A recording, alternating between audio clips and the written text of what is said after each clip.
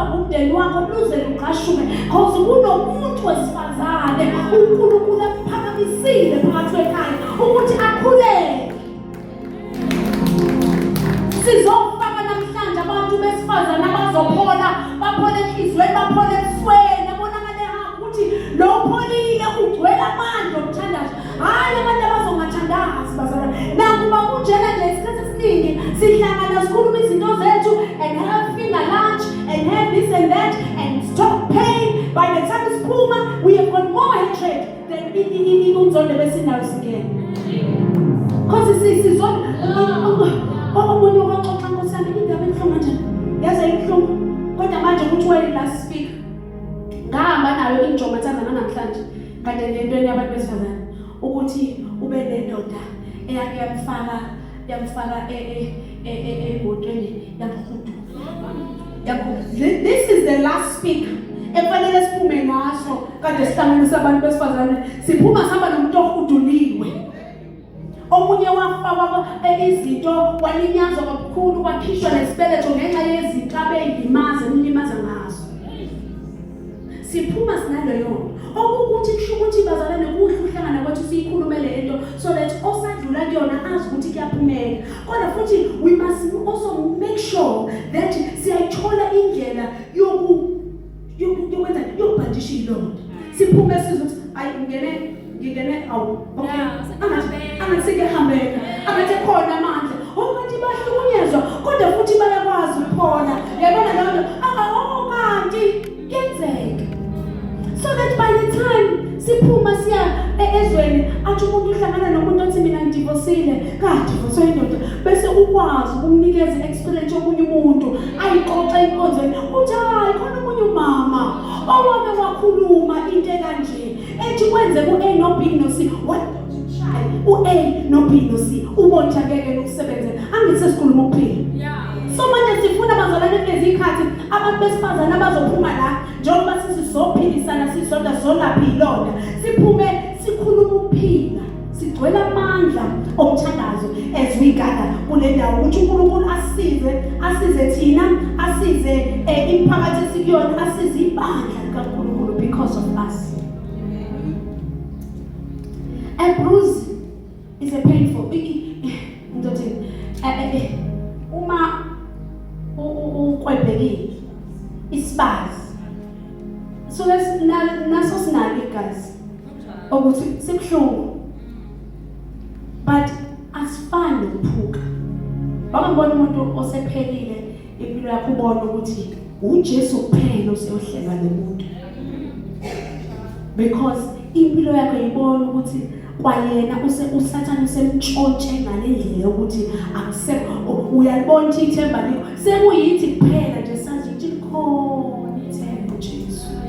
Yabo ngoba thina singabantwana bakaNkulunkulu. So ngiya-understand ngizisho zonke lezi zinto ngazi ukuthi nasi sibazi nabo ubuhlungu lobo ubuhlungu kodwa kufani nokuthi usuphelile noma akusikho akusho ukuthi sekuphelile ngempilo yakho. A bruise means you have been hit but you are still alive. Uhamba naso isikha and lesi sikha yiso lesi kufanele masifika la kule ndawo bese kubonakala kwaphela isikha bazalwane sisho ukuthi khona into lo muntu adlule kuyona kodwa siyisign ethi sekushuthi sekupholile ngoba mase kuyisikha sekushuthi sekupholile kodwa makusayisilonda kusho ukuthi akakapholi lo usadinga ukuthi anakekelwe kodwa umuntu ombonayo kweneyika kusho ukuthi kanti kuyapholeka nasi isikasi kasifana sekuyisikanje abantu nesikanje la ebusweni kusho ukuthi sebaphola la akwazi bakusabuhlungu so khona nesilonda khona nesikali and lo nesikali kusho ukuthi one wadlule ebunzimeni and two upholile sesipholile isikali ukuthi kukhona isizini yesilonda noma yeyilonda kodwa khona isizini la ekufika khona isikali sivaleke kuthule ukuthi kuthule bakwenze njani uthi ngisho uxoxa ngayo uxoxe hayi lento enzo uSathane ukuthi sithi masixoxa ngezikaya ezadlula kuzona ukuthi sengiyakhala nje lento uthi uyambuza mama miyenze kanini 25 years ago hawu Sathane usambambela ubuhlungu years ago. Angisho ukuthi akubuhlungu. Nangizwa. Kodwa ngisho ukuthi uma ngabe usakhala uxoxa isitolo sika 25 years kufanele thina abazalwane bandla lenkosi sisondele kuwe ukuze uphole fast. Because akumele ngabe usaxoxa into ka 25 years usakhala. Fanele ngabe usuthi hey ngalo lento yini. Uthi ukwenze njani? Uthi baba sizokube khona la kuhlekwa khona kuthiwa hey kuyahlekwa noma kufika. Because kwenzakalani usupholile unesika usupholile. Sizokhuluma namhlanje ukuthi zonke izilonda esinazo akaphuma omunye nomunye wethu epholile namhlanje. Uthi uNkulunkulu umhlanga ofecekileyo yebo ufecekile kodwa akayikwaphula. Abantu kungenzeka bakhuluma izinto ngawe bakubone ukuthi uthola abantwana ubaxolele ekhaya zonke lezi zinto kodwa uJesu ukhona la asangaqala bazalwane kunabantu abanengane ezo5 bengena ezehlukene ngoba abasifazana abagcotshwe uNkulunkulu ngendlela emangazayo. Yini yenza ukuthi wena uyicabanga ukuthi mawusuthola umntwana oyedwa ngoba ngakini lapha noma omalume bakhe kaba biza ngamagama bese ujethe iphelele ngawo? That is a sign ukuthi Satan is working your mind.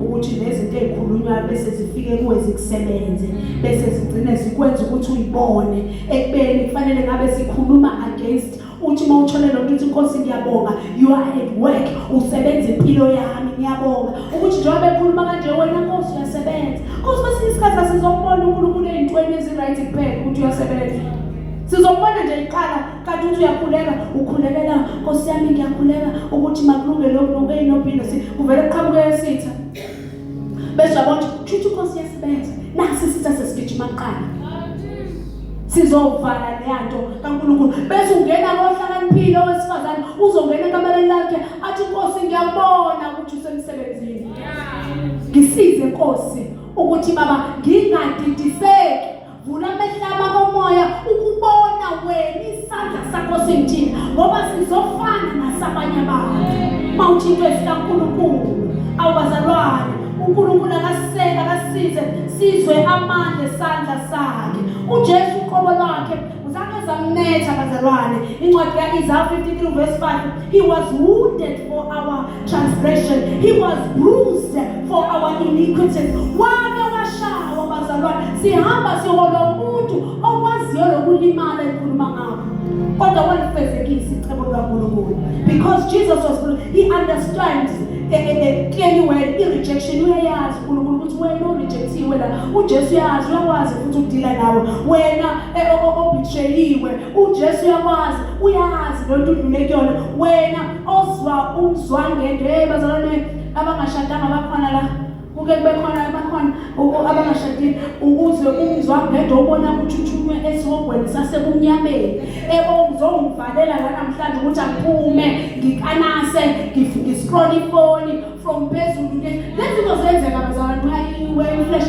usathi mase kunje ngenze njani ubani oseduze nami ongithi mangifike kuyena angithandazele noma akhuluma amazwi nje sihlale nje sibuze ukuthi iyakhuluma amazwi nje ngibuye ngizothi yazi la loneliness awubuke cishe kwenza into ebhedayo because we protecting ourselves in many ways alazi le loneliness lekusekhuluma nalaba abama 30s late 30s and 40s it's not nice ukuthi you are single unless uNkulunkulu ekugcobele lokho and you know that ngicocela ukuthi ngingashadi khona ikhathi efikayo nazo lezo ikhathi ziyasilimaza masisodwa khona umunye odlula kulo pain nje bomama baba yokuthi ngiyafisa ukuthi ngabe manje ngishade ngiyamkhonza uNkulunkulu angazi kwenzakalani kuyagejeka uma sekuyaliyanawo yokuthi kufanele ngabe ngishade and uSathane uyasisebenza ngisho ngoba ngiyona uyasisebenza bomama bami kuleso sikhathi usebenza fast ubona hey ngizovuka la ngingazikhona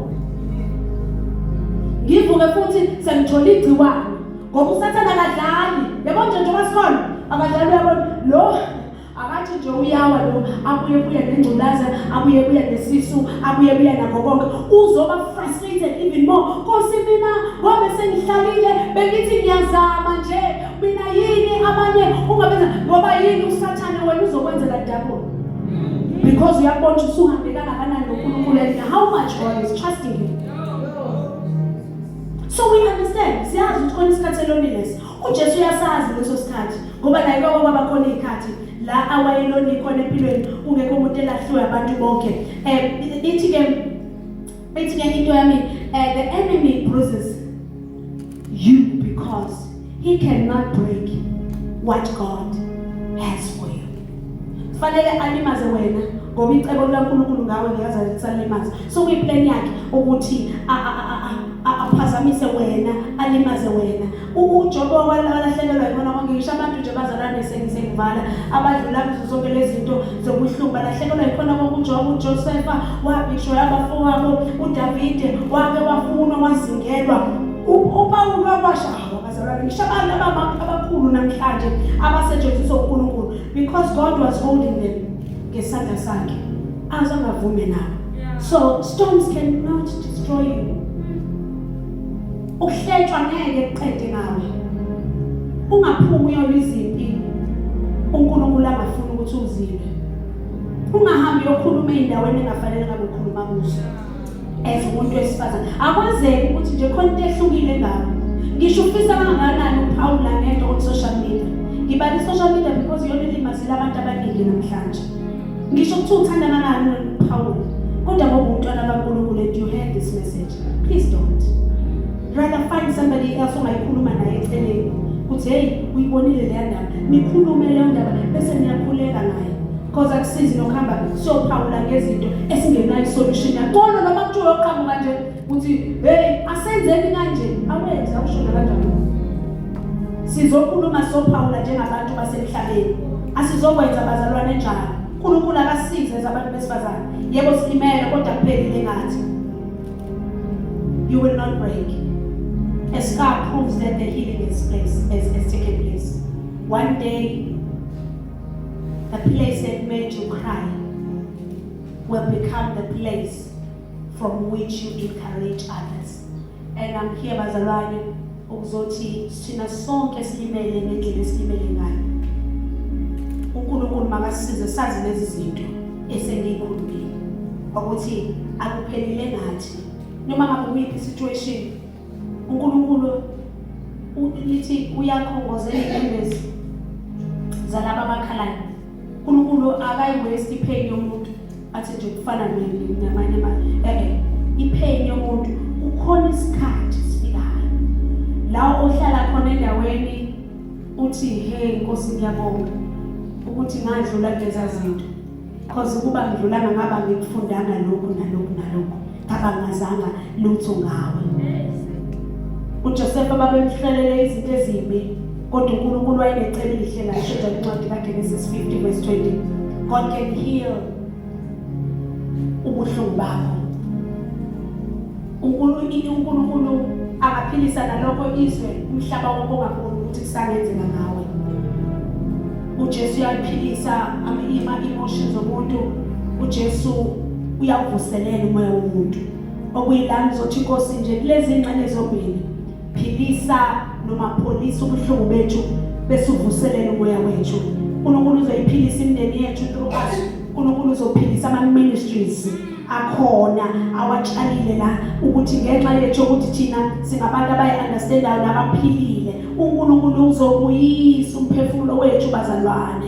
uNkulunkulu uzokwenza ukuthi nalabo bantu khona bebethi uyayifeyila ungabi feyila noma ngabe kuyiphi isimo kodwa uNkulunkulu unecebo elihle ngawe. I declare lokhu bazalwane as I close upon your lives sonke bazalwane njengoba sikhona. I am bruised but I am not broken. I may have been wounded but I am still standing. God is restoring every damaged place. My pain will become purpose. My tears will become testimonies. My setback will become my comeback. My scars will reveal God's faithfulness. I will rise stronger than before. Every attack against my life has failed. I belong to Jesus and He will never abandon me.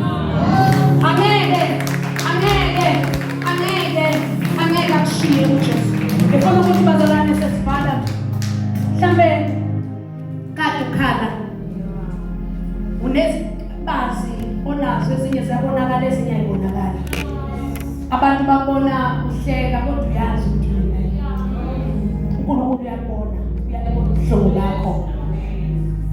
izindaba ezinhle zithi uNkulunkulu abalahla abantu abaphukile noma abantu abalimele.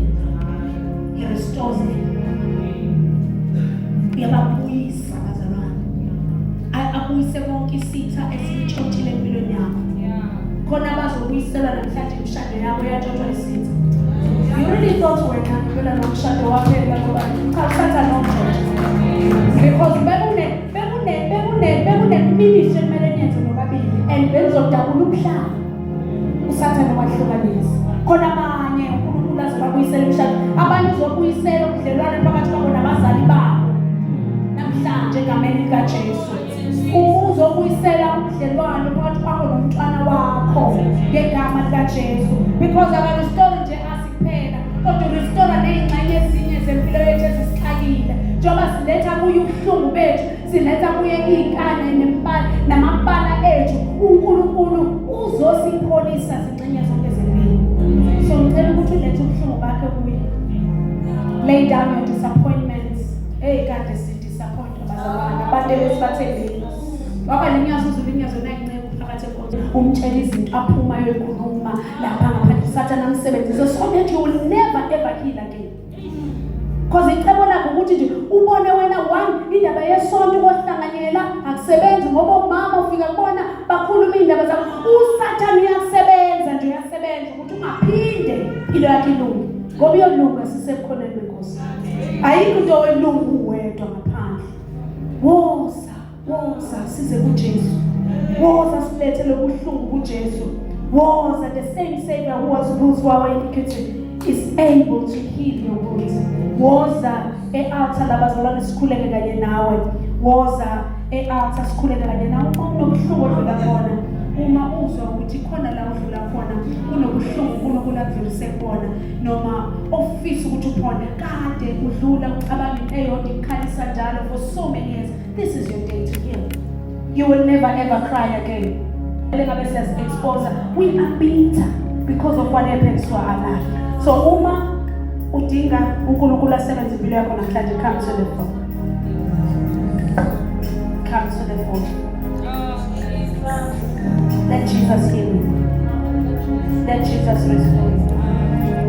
Let Jesus take care of everything.